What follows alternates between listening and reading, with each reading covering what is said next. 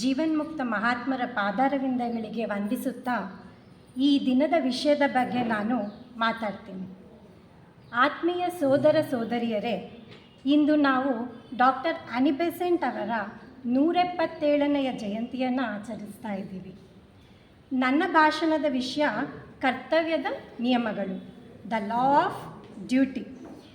ಇದು ಡಾಕ್ಟರ್ ಅನಿ ಬೆಸೆಂಟ್ ಅವರು ವಾರಣಾಸಿಯಲ್ಲಿ ನಡೆದ ಸೊಸೈಟಿಯ ವಾರ್ಷಿಕ ಸಭೆಯಲ್ಲಿ ನೀಡಿದ 3 ಭಾಷಣಗಳ ಗ್ರಂಥ ಉನ್ನತ ಜೀವನದ ನಿಯಮಗಳು. ಅದರ ಒಂದು ಭಾಗ ಕರ್ತವ್ಯದ ನಿಯಮಗಳು. ಮಾತೆ ಅನಿ ಬೆಸೆಂಟ್ ಅವರ ಜೀವನನೇ ನಮಗೆಲ್ಲ ಒಂದು ಮಾದರಿ. ಅವರು ರಾಜಕೀಯ, ಸಾಮಾಜಿಕ, ವಿದ್ಯಾಭ್ಯಾಸ, ಆಧ್ಯಾತ್ಮಿಕ ಹಲವಾರು ಕ್ಷೇತ್ರಗಳಲ್ಲಿ ತಮ್ಮ ಕರ್ತವ್ಯವನ್ನು ಬಹಳ ಸುಲಭವಾಗಿ ನಿರ್ವಹಿಸುತ್ತಿದ್ದರು. ಅವ್ರ ದಾರಿಯಲ್ಲಿ ನಾವು ಕೂಡ ಸಣ್ಣ ಹೆಜ್ಜೆನಾದರೂ ಇಟ್ಟರೆ ನಮ್ಮ ಜೀವನ ಸಾರ್ಥಕ ಆಗುತ್ತೆ. ನಮ್ಮಲ್ಲಿ ಜಾಗೃತ ಮೆದುಳಿನ ಪ್ರಜ್ಞೆಗಿಂತ ಒಂದು ವಿಶಾಲ ಪ್ರಜ್ಞೆ ಇದೆ. ನಮ್ಮ ಪ್ರಜ್ಞೆಯಲ್ಲಿ ನಾವು ನಿಜವಾದ ಅರ್ಥದಲ್ಲಿ ವಿಕಾಸ ಮಾಡಿಕೊಳ್ಬೇಕಾದ್ರೆ ನಾವು ಇಡಬೇಕಾದ ಮೊದಲೇ ಹೆಜ್ಜೆ ಅಂತ ಅಂದರೆ ಕರ್ತವ್ಯ ನಿಯಮಗಳು. ಈ ವಿಶಾಲ ಪ್ರಜ್ಞೆ ಬೆಳೆದಾಗ ನಮ್ಮ ಕರ್ತವ್ಯಗಳು ಯಾವ ರೀತಿ ನಾವು ಮಾಡಬೇಕು ಅನ್ನೋದು ನಮಗೆ ಅರಿವುಂಟಾಗುತ್ತೆ. ನಮ್ಮಲ್ಲಿ ಇರೋ ಉನ್ನತ ಪ್ರಜ್ಞೆ ತನ್ನ ಎಲ್ಲ ಶಕ್ತಿಗಳೊಂದಿಗೂ ವ್ಯಕ್ತವಾಗಬೇಕಂದ್ರೆ ಮೊದಲಿಗೆ ಇಂದ್ರಿಯಗಳು ಹತೋಟಿಯಲ್ಲಿರಬೇಕು ಮತ್ತು ಮನಸ್ಸು ಕೂಡ ನಿಯಂತ್ರಣದಲ್ಲಿ ಇರಬೇಕಾಗತ್ತೆ. ನಮ್ಮ ಜೀವನ ಉನ್ನತವಾಗಿರಬೇಕಾದ್ರೆ ನಿಯಮದ ಬೆಳಕಿನಲ್ಲಿ ನಾವು ಜೀವನ ನಡೆಸಬೇಕು. ನಮ್ಮಲ್ಲಿರುವ ಪ್ರಜ್ಞೆಯ ಮೊಗ್ಗು ಅರಳಿ ಹೂವಾಗಲು ನಾವು ಯಾವಾಗಲೂ ಪ್ರಯತ್ನಿಸಬೇಕು. ನಮ್ಮ ಪ್ರಜ್ಞೆ ವಿಶಾಲವಾಗಲು ಪ್ರಯತ್ನಿಸಬೇಕು. ಈ ಕರ್ತವ್ಯ ನಿಯಮಗಳು ಅಂದರೆ ಕರ್ತವ್ಯ ಮತ್ತು ನಿಯಮ 2 ಪದಗಳಿದೆ. ನಿಯಮ ಅಂದರೆ ನಮಗೆಲ್ಲ ಗೊತ್ತಿರೋ ಹಾಗೆ ಯಾವುದನ್ನು ಮಾಡಬೇಕು, ಯಾವುದನ್ನು ಮಾಡಬಾರ್ದು ಅಂತ ತಿಳಿಸೋದು. ಮಾನವರಾಗಿ ಹುಟ್ಟಿದ ನಾವೆಲ್ಲರೂ ಕೆಲವು ನಿಯಮಗಳನ್ನು ಪಾಲಿಸಲೇಬೇಕು. ಈ ನಿಯಮಗಳನ್ನು ತಿಳ್ಕೊಂಡು ಅದಕ್ಕೆ ಅನುಸಾರವಾಗಿ ನಾವು ಕೆಲಸ ಮಾಡಿದ್ರೆ ನಾವು ಉನ್ನತ ಸ್ಥಿತಿಗೆ ಏರ್ಬೋದು ಮತ್ತು ನಮ್ಮ ಗುರಿಯನ್ನು ಸಹ ಮುಟ್ಬೋದು. ಒಂದು ಉದಾಹರಣೆಗಾಗಿ ಇವಾಗ ನಾವು ಮನೆಯಿಂದ ಈ ಸೊಸೈಟಿಗೆ ಬರೋದಕ್ಕೆ ಬೆಳಿಗ್ಗೆ ಹೊರಡ್ತೀವಿ. ನಾವಿವಾಗ ಒಂದು 2 ವೀಲರಲ್ಲಿ ಬಂದರೆ ಹೆಲ್ಮೆಟ್ ಹಾಕ್ಕೊಂಡು ನಿಧಾನವಾಗಿ ಟ್ರಾಫಿಕ್ ರೂಲ್ಸ್ ಫಾಲೋ ಮಾಡ್ಕೊಂಡು ಬಂದರೆ ನಾವು ನಮ್ಮ ಗುರಿನ ತಲುಪ್ತೀವಿ. ಅದೇ ಹೆಲ್ಮೆಟ್ ಹಾಕ್ಕೊಳ್ಳಿಲ್ಲ, ಟ್ರಾಫಿಕ್ ರೂಲ್ಸ್ ಫಾಲೋ ಮಾಡಲಿಲ್ಲ ಅಂದರೆ ಪೊಲೀಸವ್ರು ಹಿಡಿತಾರೆ, ನಾವು ಸಮಯಕ್ಕೆ ಸರಿಯಾಗಿ ನಮ್ಮ ಗುರಿಯನ್ನು ತಲುಪೋಕ್ಕೆ ಸಾಧ್ಯ ಇಲ್ಲ. ಪ್ರತಿಯೊಬ್ಬ ಮಾನವನ ಕರ್ತವ್ಯ ಅಂದರೆ ಆಧ್ಯಾತ್ಮ ಜೀವಿತವನ್ನು ನಡೆಸಬೇಕು, ಹಾಗೆ ಧರ್ಮಾಧಾರಿತ ಜೀವನವನ್ನು ನಡೆಸುವುದು. ನನ್ನ ಧರ್ಮ ಮತ್ತು ಕರ್ತವ್ಯ ಇದೆರಡೂ ಒಂದೇ, ಅದು ಬೇರೆ ಬೇರೆ ಮಾಡೋದಕ್ಕಾಗದೇ ಇಲ್ಲ. ಹಾಗಾದರೆ ಆಧ್ಯಾತ್ಮ ಜೀವಿತ ಅಂದರೆ ಏನು ಅಂತ ನಾವಿವಾಗ ತಿಳಿಯೋಕ್ಕೆ ಪ್ರಯತ್ನ ಪಡೋಣ. ನಮಗೆ ಕಾಣಿಸೋದು ಯಾವುದು ಕೂಡ ಶಾಶ್ವತವಲ್ಲ. ಪ್ರಕೃತಿಯ ವ್ಯಕ್ತತೆಗೆ ಸೇರಿದ್ದೆ ಇದೆಲ್ಲ, ಪ್ರತಿಯೊಂದು ಕೂಡ ಪ್ರಕೃತಿಯ ವ್ಯಕ್ತತೆಗೆ ಸೇರಿದೆ. ಆದ್ದರಿಂದ ಇದು ಯಾವುದು ಕೂಡ ಆಧ್ಯಾತ್ಮವಲ್ಲ. ಸ್ಥೂಲ ದೇಹದಲ್ಲಿ ಏನಾಗುತ್ತೆ, ಜೀವ ವ್ಯಕ್ತವಾಗುತ್ತೆ. ಪ್ರಕೃತಿಯಲ್ಲಿ ಯಾವುದು ಇಂದ್ರಿಯಗಳಿಗೆ ಗೋಚರವಾಗುತ್ತೋ ಅದು ಯಾವುದೂ ಆಧ್ಯಾತ್ಮಿಕವಲ್ಲ. ರೂಪದಲ್ಲಿ ಇರೋ ಜೀವಿ ಯಾವ ಲೋಕದಲ್ಲೇ ಆಗಲಿ, ಶಿಲೆ, ಸಸ್ಯ, ಪ್ರಾಣಿ, ಮನುಷ್ಯ ಈ ಥರ ಯಾವುದೇ ರೂಪದಲ್ಲಿ ಜೀವಿಸೋದು ಮುಖ್ಯ ಅಲ್ಲ. ಇದೆಲ್ಲ ಕೂಡ ಪ್ರಾಪಂಚಿಕ. ನಮ್ಮ ಇಂದ್ರಿಯಗಳನ್ನು ಬಳಸಿ ನಾವು ಇದನ್ನು ಅರ್ಥ ಮಾಡ್ಕೋತೀವಿ, ತಿಳ್ಕೊತೀವಿ. ಪ್ರಪಂಚ ಅಂದ್ರೇ ಪಂಚೇಂದ್ರಿಯಗಳಿಗೆ ಗೋಚರವಾಗೋದು. ಆದ್ದರಿಂದ ಆಧ್ಯಾತ್ಮಿಕತೆ ಎಂಬುದರೊಂದಿಗೆ ಯಾವ ಸಂಬಂಧನೂ ಇಲ್ಲ. ಒಬ್ಬ ಮನುಷ್ಯ ಎಷ್ಟೇ ಸಿದ್ಧಿಗಳನ್ನು ಪಡ್ಕೊಂಡಿರ್ಬೋದು, ಆಕಾಶದಲ್ಲಿ ಬಹಳ ದೂರದವರೆಗೆ ನೋಡುವಂತಹ ದೃಷ್ಟಿ ಹೊಂದಿರ್ಬೋದು, ಅತೀ ದೂರದಲ್ಲಿ ದೇವತೆಗಳು ಹಾರಾಡೋದನ್ನು ಕೂಡ ಗಮನಿಸ್ಬೋದು, ಮತ್ತು ಸ್ವರ್ಗದಲ್ಲಿ ದೇವತೆಗಳು ಮಂತ್ರ ಪಠಣ ಮಾಡ್ತಾ ಇರ್ತಾರಲ್ಲ ಅದನ್ನು ಕೂಡ ಕೇಳಿಸ್ಕೋಬಹುದು. ಆದರೆ ಇದೆಲ್ಲ ನಾವು ಹೇಗೆ ತಿಳ್ಕೊತೀವಿ? ನಮ್ಮ ಪಂಚೇಂದ್ರಿಯಗಳ ಮುಖಾಂತರನೇ ನಾವು ಇದನ್ನು ತಿಳ್ಕೊಳ್ಳೋದು. ಅದಕ್ಕೆ ಇದು ಯಾವುದೂ ಸಹ ಆಧ್ಯಾತ್ಮಿಕವಲ್ಲ. ಹಣ, ಅಂತಸ್ತು, ಅಧಿಕಾರ ಇದ್ಯಾವುದೂ ಶಾಶ್ವತ ಅಲ್ಲ. ಇದ್ಯಾವುದೂ ಆಧ್ಯಾತ್ಮವಲ್ಲ. ಇದೆಲ್ಲ ಕೂಡ ತಾತ್ಕಾಲಿಕ. ಇದೆಲ್ಲನೂ ಅಜ್ಞಾನದಿಂದಲೇ ತುಂಬಿದೆ. ಮತ್ತು ಆಧ್ಯಾತ್ಮಿಕತೆ ಅಂದರೆ ಏನು? ತನ್ನನ್ನು ಎಲ್ಲರಲ್ಲೂ ಎಲ್ಲವನ್ನೂ ತನ್ನಲ್ಲೂ ಕಾಣುವ ಏಕತೆಯನ್ನು ಸೂಚಿಸುವ ಪ್ರಜ್ಞಾವತ್ತಾದ ಜೀವಿತವೇ ಆಧ್ಯಾತ್ಮ ಜೀವಿತ. ಈ ಇಂದ್ರಿಯಗಳಿಗೆ ಗೋಚರವಾಗುವ ಅನೇಕ ಮಾಯೆಯ ಕವಚಗಳನ್ನು ಭೇದಿಸಿ ಪ್ರತಿಯೊಂದು ರೂಪದಲ್ಲಿ ಇರುವ ಶಾಶ್ವತವಾದ ಮತ್ತು ಒಂದೇ ಆಗಿರುವುದನ್ನು ನಾವು ಒಳಹೊಕ್ಕು ನೋಡಬೇಕು. ಆಧ್ಯಾತ್ಮ ಜೀವಿತ ಅಂದರೆ ತನ್ನನ್ನು ತಾನು ತಿಳಿಯೋದು, ಇತರರನ್ನು ಪ್ರೀತಿಸುವುದು, ಹಾಗೆ ಎಲ್ಲೆಡೆಯಲ್ಲಿನೂ ಒಂದೇ ಆತ್ಮನನ್ನು ಕಾಣುವುದು ಜ್ಞಾನ ಆಗಿರುತ್ತೆ. ಇದರಿಂದ ಹೊರತಾಗಿರೋದೆಲ್ಲ ಅಜ್ಞಾನ.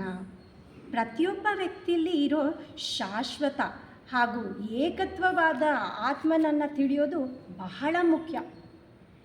ನಮಗೆ ತಿಳಿದಿರೋ ಹಾಗೆ ಇರೋದೆಲ್ಲನೂ ಒಂದೇ ಚೈತನ್ಯ. ಪ್ರತಿಯೊಂದರಲ್ಲೂ ಪ್ರತಿ ಮಾನವರಲ್ಲೂ ಈ ಚೈತನ್ಯ ಗುರುತಿಸೋದೇ ನಮ್ಮ ಆದ್ಯ ಕರ್ತವ್ಯ. ನಮ್ಮ ಸೊಸೈಟಿಯ ಪ್ರಥಮ ಉದ್ದೇಶವನ್ನು ನಾವಿವಾಗ ನೆನಪಿಸ್ಕೊಳ್ಳೇಬೇಕು. ಅಂದರೆ ಸಾರ್ವತ್ರಿಕ ಸಹೋದರ ಭಾವದ ಇವಾಗ ನೆನಪಿಸ್ಕೊಳ್ಳೋಣ. ಕುಲ, ಜಾತಿ, ಮತ, ಲಿಂಗ ಇವುಗಳ ಭೇದ ಇಲ್ಲದೆ ಸಾರ್ವತ್ರಿಕ ಸಹೋದರ ಭಾವದ ಒಂದು ಅಂಕುರವನ್ನು ಏರ್ಪಡಿಸೋದು. ನಮ್ಮ ರೂಪ, ಅಭ್ಯಾಸ, ಹವ್ಯಾಸ ಬದಲಾಗ್ತಾ ಇರುತ್ತೆ, ಆದರೆ ಚೈತನ್ಯ ಎಂದಿಗೂ ಬದಲಾಗೋದಿಲ್ಲ. ಕ್ರಿಸ್ತರು ಕೂಡ ಇದನ್ನೇ ಹೇಳಿದ್ದಿದ್ದು. ನಾವು ಪಾಪವನ್ನು ಮಾತ್ರ ದ್ವೇಷಿಸಬೇಕು, ಪಾಪ ಮಾಡಿದವನಲ್ಲ, ಪ್ರತಿ ಒಂದನ್ನು ಪ್ರೀತಿಸಬೇಕು. ದಿವ್ಯ ಪ್ರೇಮ ಸ್ವರೂಪನಾದ ಶ್ರೀಕೃಷ್ಣ ಕೂಡ ಹೇಳಿರೋದು ಇದನ್ನೇ. ಅತ್ಯಂತ ಪಾಪ ಮಾಡಿದವನು ಸಹ ಅಭೇದ ಹೃದಯದಿಂದ ನನ್ನನ್ನು ಪ್ರಾರ್ಥಿಸಿದ್ರೆ ಅವನನ್ನು ಕೂಡ ನಾನು ಧರ್ಮಾತ್ಮನನ್ನಾಗಿ ಪರಿಗಣಿಸ್ತೀನಿ ಅಂತ. ಯಾಕೆ ಅಂದರೆ ಅವನು ದೃಢ ಸಂಕಲ್ಪ ಮಾಡಿದ್ದಾನೆ. ಅವನಿವಾಗ ಶೀಘ್ರವಾಗಿ ಕರ್ತವ್ಯಪರನಾಗಿ ನಿತ್ಯ ಶಾಂತಿಯನ್ನು ಪಡಿಬೇಕು ಅಂತ ಒಂದು ಸಂಕಲ್ಪ ಮಾಡಿದ್ದಾನೆ. ಹಾಗೆ ವೈದ್ಯರು ಸಹ ಒಬ್ಬ ರೋಗಿಯನ್ನು ಯಾವತ್ತೂ ದ್ವೇಷಿಸಲ್ಲ. ಅವರು ರೋಗವನ್ನು ಮಾತ್ರ ದ್ವೇಷಿಸಿ ಅದಕ್ಕೆ ಔಷಧಿಯನ್ನು ಕೊಡ್ತಾರೆ. ಈ ವಿಷಯಗಳನ್ನು ನಾವು ಸರಿಯಾಗಿ ತಿಳಿದುಕೊಂಡ್ರೆ ಅಸತ್ಯವಾದ ಮತ್ತು ಇಂದ್ರಿಯಗಳಿಗೆ ಗೋಚರವಾದ ಘಟನೆಗಳನ್ನು ಬಿಟ್ಟು ಸತ್ಯವಾಗಿರುವುದನ್ನೇ ಆಯ್ಕೆ ಮಾಡ್ತೀವಿ. ಹಾಗೂ ಉನ್ನತ ಮಟ್ಟದ ಆಧ್ಯಾತ್ಮ ಜೀವಿತವನ್ನು ನಡೆಸಿ ಬೆಳೆಸಲು ಸರಿಯಾದ ಮಾರ್ಗದಲ್ಲಿ ಹೋಗುವುದಕ್ಕೆ ಪ್ರಯತ್ನ ಪಡ್ತೇವೆ. ಆಧ್ಯಾತ್ಮ ಜೀವಿತ ನಮ್ಮನ್ನು ಬಲಪಡಿಸುತ್ತೆ, ನಮ್ಮ ಪ್ರಜ್ಞೆ ಅರಳುವಂತೆ ಮಾಡುತ್ತದೆ. ಆತ್ಮವು ಒಂದು ರೂಪದ ಜೀವ, ಅದು ಪ್ರಿಯವಾಗಿರೋದು ಮತ್ತು ಶಾಶ್ವತವಾಗಿರೋದು. ಎಲ್ಲ ರೂಪಗಳ ಹಿಂದೆ ಇರೋ ಆತ್ಮವನ್ನು ನಾವು ಗುರುತಿಸಬೇಕು. ಎಲ್ಲ ರೂಪಗಳು ರೂಪಕ್ಕೋಸ್ಕರ ಮಾತ್ರ, ಆದರೆ ಆತ್ಮಕ್ಕೋಸ್ಕರ ಅಲ್ಲ. ಒಮ್ಮೆ ಯಾಜ್ಞವಲ್ಕ್ಯರ ಪತ್ನಿಯಾದ ಮೈತ್ರೇಯಿಯವರು ಅವರ ಪತಿಯಲ್ಲಿ ಈ ಉನ್ನತ ಜೀವನದ ಆಧ್ಯಾತ್ಮಿಕ ಭಾಗವನ್ನು ತಿಳಿದುಕೊಳ್ಳೋಕ್ಕೆ ಇಷ್ಟಪಟ್ಟರು. ಆಗ ಯಾಜ್ಞವಲ್ಕ್ಯರು ಮೈತ್ರೇಯಿಯವರಿಗೆ ಹೇಳ್ತಾರೆ, ಪತಿಗಾಗಿ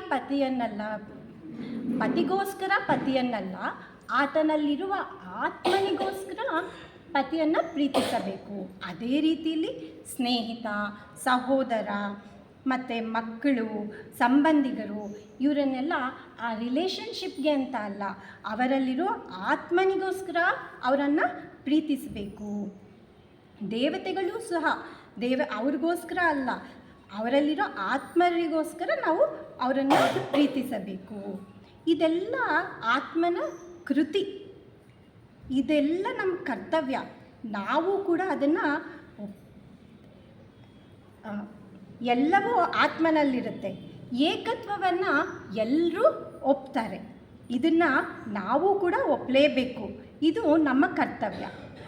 ಈ ತಿಳುವಳಿಕೆಯನ್ನು ಪಡೆಯಲು ನಾವು ಮಾಡಬೇಕಾದ ಪ್ರಯತ್ನ ಅಂದರೆ ಕರ್ತವ್ಯದ ನಿಯಮಗಳನ್ನು ಪಾಲಿಸುವುದು. ಉನ್ನತ ಲೋಕಗಳಲ್ಲಿ ಸಂಸರಣೆಯಲ್ಲಿ ಮುಂದುವರಿಯಲು ಸಹಾಯ ಮಾಡುವ, ಮಾರ್ಗದರ್ಶನ ನೀಡಿ ನಮ್ಮನ್ನು ಪರಿಶುದ್ಧಗೊಳಿಸಿ ಮೇಲೆತ್ತುವ ಕಾರ್ಯವನ್ನು ಮಾಡುವ ಜೀವಿಗಳು, ದೇವತೆಗಳು ಇರುತ್ತಾರೆ. ಅಂಥವರ ಹೆಜ್ಜೆಯಲ್ಲಿ ನಾವು ಹೆಜ್ಜೆ ಇಟ್ಟು ಕ್ಷೇಮದಿಂದ ಹೋಗ್ಬೋದು, ಅವರಿಗೆ ಪ್ರಾರ್ಥನೆಯನ್ನು ಸಲ್ಲಿಸ್ಬೋದು. ಆಗ ಇಂತಹ ದೇವತೆಗಳು ನಮ್ಮ ಸ್ನೇಹಿತರಾಗುತ್ತಾರೆ, ನಮಗೆ ಸಹಾಯ ಮಾಡ್ತಾರೆ. ಒಂದು ವೇಳೆ ಅವರನ್ನು ನಾವು ಅನುಸರಿಸಲಿಲ್ಲ ಅಂದರೆ, ಅವ್ರ ಬಗ್ಗೆ ನಾವು ಧ್ಯಾನಾಸಕ್ತರಾಗಲಿಲ್ಲ ಅಂದರೆ ಆದರೂ ಪರವಾಗಿಲ್ಲ, ಆದರೆ ಅವರ ಕರ್ತವ್ಯದಿಂದ ಎಂದಿಗೂ ವಿಮುಖರಾಗೋದಿಲ್ಲ. ಅವರ ಆತ್ಮಸಾಕ್ಷಿಗೆ ಅನುಗುಣವಾಗಿ ಅವರು ನಮಗೆ ಸಹಾಯ ಮಾಡ್ತಾರೆ. ಪ್ರತಿ ಮಾನವನ ಕರ್ತವ್ಯ ಅಂದರೆ ಅವನ ಆತ್ಮಸಾಕ್ಷಿಗೆ ವಿಧೇಯವಾಗಿ ನಡೆಯೋದು. ಭಾರತೀಯರಾದ ನಮ್ಮ ಧರ್ಮಗ್ರಂಥಗಳಲ್ಲಿ ಆಧ್ಯಾತ್ಮ ಸಾಕ್ಷಿಗೆ ವಿಧೇಯರಾಗಿ ಕರ್ತವ್ಯ ಸಲ್ಲಿಸಿರುವ ಅನೇಕ ಜೀವಿಗಳನ್ನು ನಾವು ಕಾಣಬಹುದು. ಉದಾಹರಣೆಗಾಗಿ ಧರ್ಮಶೀಲ ಅರಸನಾದ ಯುಧಿಷ್ಠಿರನ ನಡತೆಯನ್ನು ತೆಗೆದುಕೊಳ್ಳೋಣ. ಆತ ಭೂಲೋಕ ಬಿಡೋದಕ್ಕೆ ಮುಂಚೆ ಅವನ ಜೀವಿತದಲ್ಲಿ ಕೊನೆ ದೃಶ್ಯ. ದೇವತೆಗಳ ಅರಸನಾದ ಇಂದ್ರ ಸ್ವತಃ ತಾನೇ ರಥದಲ್ಲಿ ಬಂದು ಯುಧಿಷ್ಠಿರನನ್ನು ಸ್ವರ್ಗಕ್ಕೆ ಆಹ್ವಾನಿಸ್ತಾನೆ. ಆಗ ಯುಧಿಷ್ಠಿರ ತನ್ನ ಪಕ್ಕದಲ್ಲೇ ಇರೋ ಒಂದು ನಾಯಿಯನ್ನು ತೋರಿಸಿ, ಸ್ವಾಮಿ, ನನ್ನ ಜೊತೆಗೆ ಈ ನಾಯಿ ಕೂಡ ಸ್ವರ್ಗಕ್ಕೆ ಬರಬೇಕು ಅಂತ ಕೇಳ್ತಾನೆ. ಇಂದ್ರನಿಗೆ ಅದು ಅಷ್ಟು ಸಮಾಧಾನ ಆಗೋದಿಲ್ಲ. ಅದಕ್ಕೆ ಇಂದ್ರ ಹೇಳ್ತಾನೆ, ಸ್ವರ್ಗದಲ್ಲಿ ನಾಯಿಗಳಿಗೆ ಪ್ರವೇಶ ಇಲ್ಲ ಅಂತ. ಆದರೆ ಯುಧಿಷ್ಠಿರ ಪಟ್ಟು ಹಿಡಿತಾನೆ. ಆಗ ಇಂದ್ರ ಯುಧಿಷ್ಠಿರನನ್ನು ಕೇಳ್ತಾನೆ, ನೀನು ನಿನ್ನ ಪ್ರಿಯವಾದ ಪತ್ನಿ ಹಾಗೆ ಸಹೋದರರನ್ನೆಲ್ಲ ತ್ಯಜಿಸಿದ್ಯಾ? ಅಂದರೆ ಅವರೆಲ್ಲ ಸತ್ತೋಗಿದ್ದಾರೆ, ಆದರೆ ಈ ನಾಯಿಗೆ ಯಾಕೆ ನೀನು ಜೋತು ಬಿದ್ದಿದ್ದೀಯಾ? ಈ ನಾಯಿ ಇನ್ನು ಮುಂದೆ ಬರೋದಕ್ಕೆ ಆಗೋದಿಲ್ಲ ಅಂತ ಇಂದ್ರ ಹೇಳ್ತಾನೆ. ಆಗ ಯುಧಿಷ್ಠಿರ ಉತ್ತರಿಸ್ತಾನೆ, ಸ್ವಾಮಿ, ಸತ್ತವರಿಗಾಗಿ ನಾನು ಏನೂ ಮಾಡೋಕ್ಕಾಗಲ್ಲ, ಆದರೆ ಈ ನಾಯಿ ಬದುಕಿದೆ, ಇದು ನನ್ನ ಆಶ್ರಯದಲ್ಲಿ ಬಂದಿದೆ, ನಾನು ಅದನ್ನು ಸರಿಯಾಗಿ ನೋಡಿಕೊಳ್ಳೋದು ನನ್ನ ಕರ್ತವ್ಯ ಅಲ್ವಾ? ಅದಕ್ಕಾಗಿ ಈ ನಾಯಿಯನ್ನು ನಾನು ಕರ್ಕೊಂಡು ಬರಲೇಬೇಕು, ನಾನು ಅದಕ್ಕೆ ಮಾತು ಕೊಟ್ಟಿದ್ದೀನಿ ಅದಕ್ಕೆ ಅಂತ ಹೇಳ್ತಾನೆ. ಇದನ್ನು ತ್ಯಜಿಸಿದ್ರೆ ದ್ವಿಜನನ್ನು ಕೊಂದದ್ದಕ್ಕೆ ಸಮಾನವಾದ ಪಾಪ ಆಗಿರುತ್ತೆ. ಆದ್ದರಿಂದ ನಾನು ಸ್ವರ್ಗಕ್ಕೆ ಒಂಟಿಯಾಗಿ ಹೋಗೋದಿಲ್ಲ. ಆದರೆ ದೇವತೆಗಳೆಲ್ಲರೂ ಯುಧಿಷ್ಠಿರನ ಮನಸ್ಸನ್ನು ಒಲಿಸಲು ಪ್ರಯತ್ನ ಪಡ್ತಾರೆ. ಆದರೆ ಆತ ಅಸ್ಥಿರವಾಗದೆ ಅಚಲಿತನಾಗಿರೋದನ್ನು ಕಂಡು ನಾಯಿಯು ಅದೃಶ್ಯ ಆಗುತ್ತೆ. ಆಗ ಸ್ವತಃ ಇಂದ್ರನೇ ಆತನನ್ನು ಸ್ವರ್ಗಾರೋಹಣಕ್ಕೆ ಆಮಂತ್ರಣ ಕೊಡ್ತಾನೆ. ಈ ಅರಸನ ನಿಶ್ಚಲ ಪ್ರಜ್ಞೆ ಇಂದ್ರಾದಿ ದೇವತೆಗಳ ಆಜ್ಞೆಗಿಂತ ಬಲಯುತವಾಗಿತ್ತು. ಯಾವುದೇ ರೀತಿ ಆಸೆ ಆಕಾಂಕ್ಷೆ ಆತನನ್ನು ಕರ್ತವ್ಯ ವಿಮುಖನನ್ನಾಗಿ ಮಾಡಲಿಲ್ಲ. ಆತನು ಆತ್ಮಸಾಕ್ಷಿಯ ವಿರುದ್ಧ ಹೋಗಲೇ ಇಲ್ಲ. ಇದೇ ರೀತಿ ಬಲಿಚಕ್ರವರ್ತಿ, ಸತ್ಯ ಹರಿಶ್ಚಂದ್ರ ಇವ್ರ ಬಗ್ಗೆ ಕೂಡ ನಾವು ತಿಳಿಯಬಹುದು. ಹಿಂದೂಗಳ ಭಾವನೆಗಳ ಆಧಾರವೇ ಧರ್ಮ ಮತ್ತು ಅದೇ ಕರ್ತವ್ಯ ಹಾಗೂ ಅದೇ ರುಜುತ್ವ. ಕರ್ತವ್ಯದ ನಿಯಮ ಅಂದರೆ ಮೂಲತತ್ವ ಅಥವಾ ಸತ್ಯ ಒಂದೇ ಆಗಿದ್ದರೂ ಸಂಸರಣೆಯ ಪ್ರತಿ ಹಂತದಲ್ಲೂ ವ್ಯತ್ಯಾಸ ಹೊಂದ್ತಾ ಇರುತ್ತೆ. ಒಬ್ಬ ಕಾಡು ಮನುಷ್ಯನ ಕರ್ತವ್ಯ ಸುಸಂಸ್ಕೃತ ಹಾಗೂ ಬೆಳೆದ ಜೀವಿಯ ಕರ್ತವ್ಯಕ್ಕಿಂತ ಭಿನ್ನವಾಗಿರುತ್ತೆ. ಒಬ್ಬ ಶಿಕ್ಷಕನ ಕರ್ತವ್ಯ, ಒಬ್ಬ ರಾಜನ ಕರ್ತವ್ಯ ಎರಡೂ ಬೇರೆ ಬೇರೆ. ಒಬ್ಬ ವ್ಯಾಪಾರಿ, ಸೈನಿಕ, ರೈತ ಇವ್ರ ಕರ್ತವ್ಯ ಎಲ್ಲ ಬೇರೆ ಬೇರೆ ಆಗಿರುತ್ತೆ. ಪ್ರತಿಯೊಬ್ಬರೂ ಅವರವರ ಕರ್ತವ್ಯ ಮಾಡಲೇಬೇಕು. ನಾವು ನಮ್ಮ ಶಕ್ತಿ, ಸಾಮರ್ಥ್ಯ ಮತ್ತು ದುರ್ಬಲತೆಗಳ ಬಗ್ಗೆ ಅಧ್ಯಯನ ಮಾಡಿ ನಮ್ಮ ಕರ್ತವ್ಯಗಳನ್ನು ನೆರವೇರಿಸಬೇಕು. ಆಧ್ಯಾತ್ಮ ಮಾರ್ಗದಲ್ಲಿ ಮುಂದುವರಿಯುವಾಗ ಸಾಧಕರಿಗೆ ಕಷ್ಟಗಳು ಸಹಜ. ಆದರೂ ಸಹ ಧರ್ಮ ಮಾರ್ಗದಲ್ಲಿ ನಡೆಯುವುದೇ ನಮ್ಮ ಕರ್ತವ್ಯ. ನಮ್ಮ ನಿತ್ಯ ಜೀವನದಲ್ಲಿ ನ್ಯಾಯವಾಗಿರೋದನ್ನು, ಸತ್ಯವಾಗಿರೋದನ್ನು ಮಾಡಲೇಬೇಕು. ಮತ್ತು ಅನಿ ಬೆಸೆಂಟ್ ಅವರ ಜೀವನಗಳಲ್ಲಿ ಎಂತೆಂಥ ಕಷ್ಟಗಳನ್ನು ಅವರು ಕಂಡಿದ್ದಾರೆ. ಭಾಳ ಚಿಕ್ಕ ವಯಸ್ಸಿನಲ್ಲೇ ತಂದೆನ ಕಳ್ಕೊಂಡ್ರು, ತಾಯಿಯನ್ನು ಅಗಲಿದ್ರು, ಮತ್ತು ವೈವಾಹಿಕ ಜೀವನವೂ ಸುಖಮಯವಾಗಿರಲಿಲ್ಲ. ಹೀಗೆ ಅನೇಕ ಕಷ್ಟಗಳನ್ನು ಅವರು ಸಹಿಸಿ ಲೋಕ ಕಲ್ಯಾಣಕ್ಕಾಗಿ ಸತ್ಯ ಮಾರ್ಗವನ್ನು ಬಿಡದೆ ಸೇವೆಯನ್ನು ಸಲ್ಲಿಸಿದ್ದಾರೆ. ಇದನ್ನೆಲ್ಲ ನಾವು ಗ್ರಂಥಗಳಲ್ಲಿ ಓದಿದ್ದೀವಿ, ಭಾಷಣಗಳಲ್ಲಿ ತಿಳ್ಕೊಂಡಿದ್ದೀವಿ. ಆಧ್ಯಾತ್ಮ ಮಾರ್ಗದಲ್ಲಿ ಮುಂದುವರೆದ ವ್ಯಕ್ತಿ ಒಬ್ಬ ಒಳ್ಳೆಯ ಮಾರ್ಗದರ್ಶಕ ಆಗಿರಬೇಕು, ಒಬ್ಬ ಬೋಧಕ, ಸಹಾಯ ಮಾಡುವವನಾಗಬೇಕು. ಆವಾಗ ಆತ ಇದೆಲ್ಲ ಆತ ಮಾಡಬೇಕಾಗಿರೋ ಕರ್ತವ್ಯಗಳು. ಸಾಧಕನು ಈ ಗುಣಗಳನ್ನೆಲ್ಲ ಬೆಳೆಸ್ಕೋಬೇಕಾಗತ್ತೆ. ನಾವು ಪ್ರತಿದಿನ ನಮ್ಮ ಸುತ್ತಮುತ್ತ ಎಷ್ಟು ಸ್ತ್ರೀ ಪುರುಷರು ದಿಗ್ಭ್ರಮೆಗೊಂಡಿರೋರು, ಗೊಂದಲಕ್ಕೀಡಾದವರು, ಮತ್ತು ಬೆಳಕನ್ನು ಕಾಣದೆ ಬೆಳವಣಿಗೆಗಾಗಿ ಸಾಹಸ ಪಡ್ತಾ ಇರೋರನ್ನು ನೋಡ್ತೀವಿ.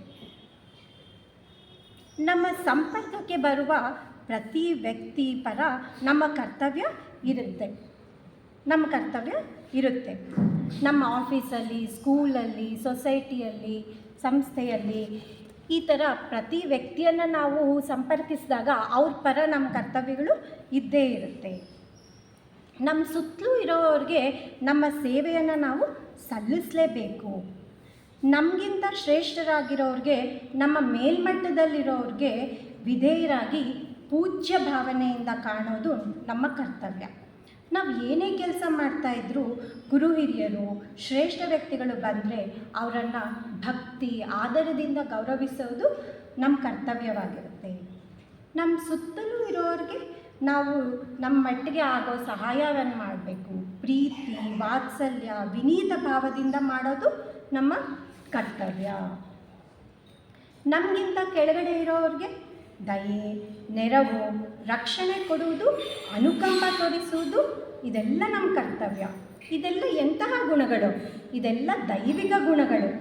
ಇದರೊಂದಿಗೆ ನಮ್ಮ ನೆರೆಹೊರೆಯವ್ರಿಗೂ ಸಂಬಂಧಿಗಳಿಗೂ ಕರ್ತವ್ಯ ಇರುತ್ತದೆ. ಒಬ್ಬ ರೈತ ಎಷ್ಟು ಕಷ್ಟಪಟ್ಟು ಭತ್ತವನ್ನು ಬೆಳೀತಾನೆ, ಒಬ್ಬ ವ್ಯಕ್ತಿ ಅದನ್ನು ಅಲ್ಲಿಂದ ತಂದು ಮಾರುಕಟ್ಟೆಗೆ ಸಾಗಿಸ್ತಾನೆ ಮತ್ತು ಅದನ್ನು ವ್ಯಾಪಾರ ಮಾಡ್ತಾನೆ. ಗೃಹಿಣಿಯಾದವಳು ಅದನ್ನು ಮಾರುಕಟ್ಟೆಯಿಂದ ತಂದು ಪ್ರೀತಿಯಿಂದ ಅಡುಗೆ ಮಾಡಿ ಮತ್ತು ಭೋಜನ ಬಡಿಸ್ತಾಳೆ. ಇದನ್ನೆಲ್ಲ ನಾವು ಊಟ ಮಾಡೋಕ್ಕೆ ಮುಂಚೆ ಇವ್ರಿಗೆಲ್ಲ ಧನ್ಯವಾದವನ್ನು ಅರ್ಪಿಸೋದು ನಮ್ಮ ಕರ್ತವ್ಯವಲ್ವಾ? ನಮ್ಮ ಜೀವನದ ಕಾರ್ಯಕ್ಷೇತ್ರದೊಳಗೆ ಒಬ್ಬ ವ್ಯಕ್ತಿ ಬಂದಾಗ ಆತ ಯೋಗ್ಯ ಮತ್ತು ಉತ್ತಮ ವ್ಯಕ್ತಿಯಾಗಿ ಹೊರಬೀಳುವಂತೆ ನಾವು ನೋಡಿಕೊಳ್ಳೋಣ. ಪೋಷಕರಾದ ನಾವು ನಮ್ಮ ಮಕ್ಕಳನ್ನು ಹೇಗಂದರೆ ಹಾಗೆ ಬಿಡೋಕ್ಕಾಗುತ್ತಾ? ಇಲ್ಲ. ಅವರಿಗೆ ಒಳ್ಳೆಯ ವಿದ್ಯಾಭ್ಯಾಸ ಕೊಟ್ಟು ಅವರು ತಪ್ಪು ದಾರಿಯಲ್ಲಿ ಹೋಗುವಾಗ ಸರಿಯಾಗಿ ತಿದ್ದಿ ಅವರನ್ನು ಸತ್ಪ್ರಜೆಯನ್ನಾಗಿ ಮಾಡಿ ಅವರು ಒಳ್ಳೆಯ ವ್ಯಕ್ತಿಯಾಗುವಂತೆ ಮಾಡೋದು ನಮ್ಮ ಕರ್ತವ್ಯವಲ್ವಾ?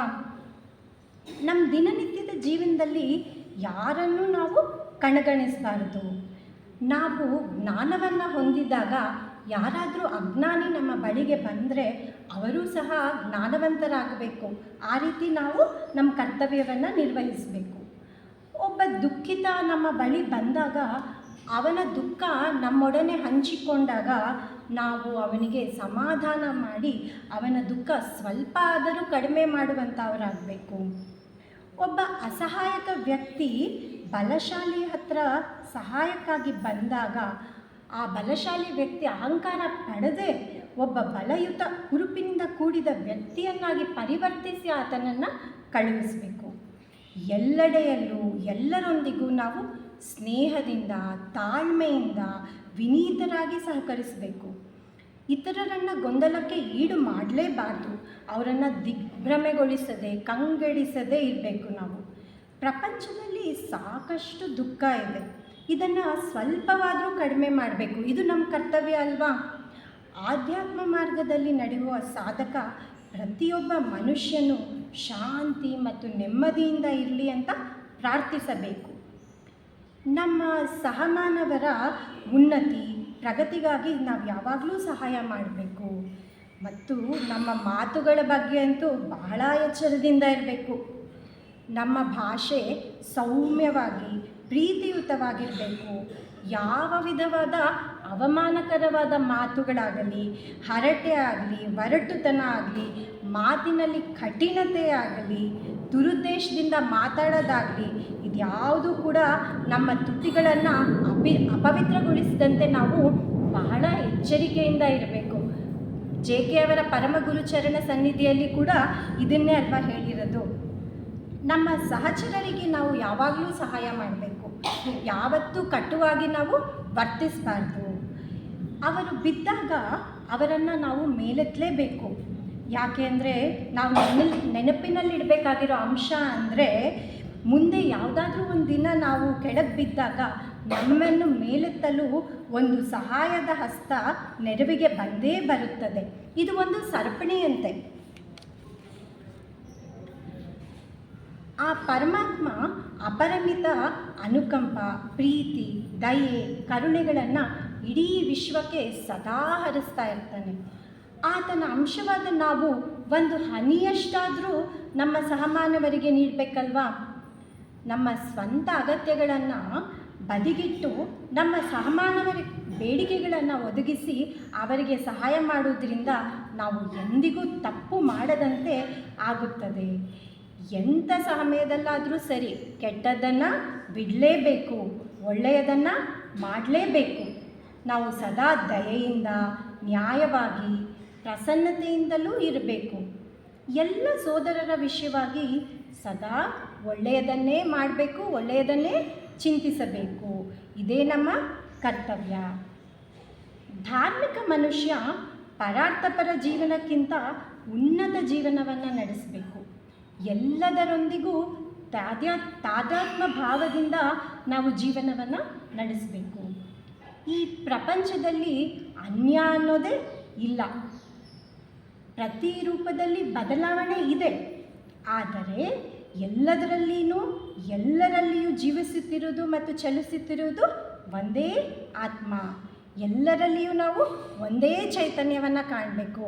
ಹೇಳ್ತಾರಲ್ವಾ, ಅಣುರೇಣು ತೃಣಕಾಷ್ಟದಲ್ಲೂ ಆ ಚೈತನ್ಯ, ಆ ಪರಮಾತ್ಮನನ್ನು ನಾವು ಕಾಣಬೇಕು. ಇದಕ್ಕೆ ಉದಾಹರಣೆ ಅಂದರೆ ಇವಾಗ ದಸರಾ ಹಬ್ಬ, ನಾವು ಹೆಣ್ಮಕ್ಳು ಬಾಗಿಲಿಗೆ ಪೂಜೆ ಮಾಡ್ತೀವಿ, ಗೊಂಬೆಗೆ ಪೂಜೆ ಮಾಡ್ತೀವಿ, ತುಳಸಿಗೆ ಪೂಜೆ ಮಾಡ್ತೀವಿ, ಮತ್ತು ಅಶ್ವತ್ಥ ವೃಕ್ಷಕ್ಕೆ ಪೂಜೆ ಮಾಡ್ತೀವಿ.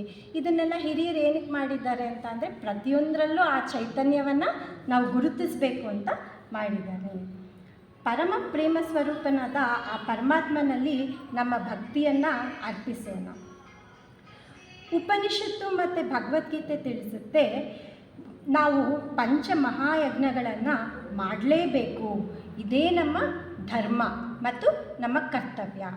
ಈ ಪಂಚಮಹಾಯಜ್ಞಗಳು ಯಾವುದು ಅಂದರೆ ದೇವಯಜ್ಞ, ಪಿತೃಯಜ್ಞ, ಋಷಿಯಜ್ಞ, ಮನುಷ್ಯಯಜ್ಞ ಮತ್ತು ಭೂತಯಜ್ಞ.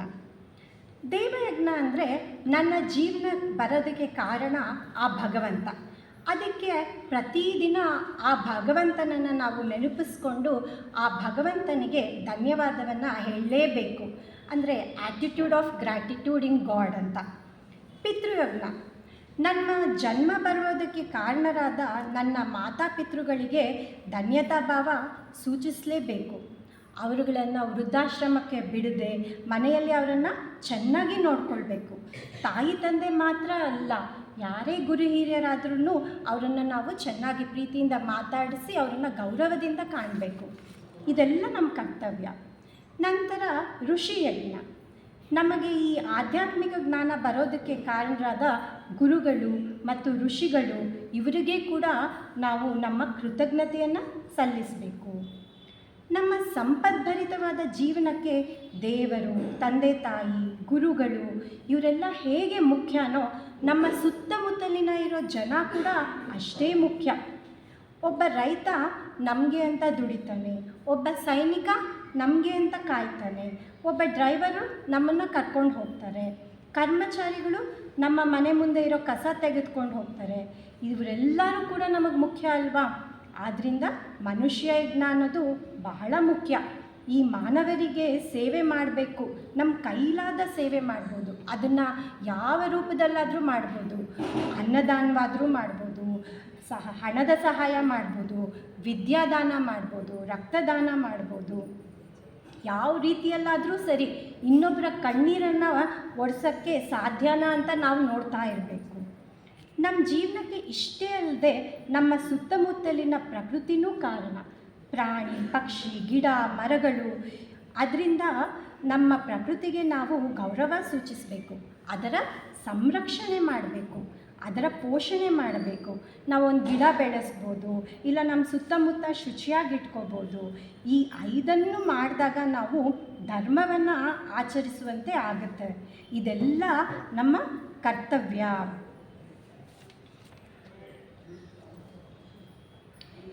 ಇಡೀ ಮಾನವ ಕೋಟಿಯ ಕಲ್ಯಾಣಕ್ಕಾಗಿ ಮನಸ ವಾಚ ಕಾಯ ಪರಿಶುದ್ಧರಾಗಿ ನಮ್ಮ ಸೇವೆಯನ್ನು ಸಲ್ಲಿಸಬೇಕು. ಅನೇಕ ಜನ್ಮಗಳ ಪುಣ್ಯದಿಂದ ನಾವು ಈ ಸಂಸ್ಥೆಗೆ ಸದಸ್ಯರಾಗಿದ್ದೇವೆ. ಆ ಮಹಾತ್ಮರು ನೀಡಿದ ಬೋಧನೆಯನ್ನು ಅರಿತು ಅದರಂತೆ ಜೀವನವನ್ನು ನಡೆಸುವುದು ನಮ್ಮ ಕರ್ತವ್ಯದ ನಿಯಮವಲ್ವೇ? ನನಗೆ ಈ ವಿಷಯದ ಬಗ್ಗೆ ಹೆಚ್ಚಿಗೆ ವ್ಯಾಸಂಗ ಮಾಡಿ ಮನನ ಮಾಡಿಕೊಳ್ಳಲು ಸಹಾಯ ಮಾಡಿಕೊಟ್ಟ ಸಿಟಿ ಲಾಡ್ಜ್ಗೂ ಮಹಿಳಾ ಸಂಘದ ಅಧ್ಯಕ್ಷರಾದ ಸೋದರಿ ಪಾರ್ವತಮ್ಮನವರಿಗೂ ಧನ್ಯವಾದಗಳನ್ನು ಅರ್ಪಿಸುತ್ತೇನೆ. ಇಲ್ಲಿವರೆಗೂ ಸಮಾಧಾನದಿಂದ ನನ್ನ ಮಾತನ್ನು ಕೇಳಿದ್ದಕ್ಕೆ ನಿಮ್ಮೆಲ್ಲರಿಗೂ ಧನ್ಯವಾದಗಳು.